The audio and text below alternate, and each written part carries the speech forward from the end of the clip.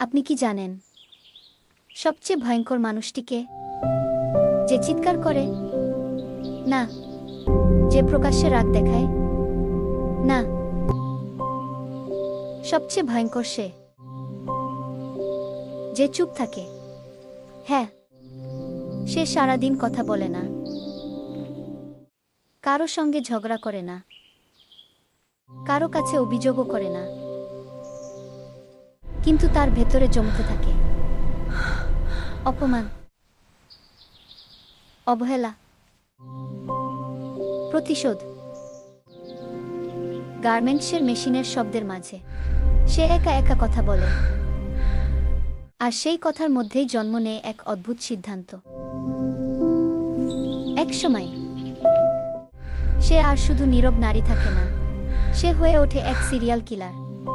বাংলা সাহিত্যে শক্তিশালী, সাহসী ও প্রতিবাদী নারী চরিত্র খুঁজছেন? তাহলে পড়ুন নৈশব্দের নারী। লেখক এম.এ. আজিম। এটি শুধু একটি থ্রিলার নয়,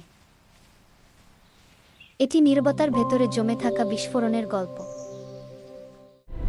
এটি সমাজের অন্ধকার বাস্তবতার মুখোমুখি দাঁড়ানোর সাহস। প্রি-বুকিং চলছে।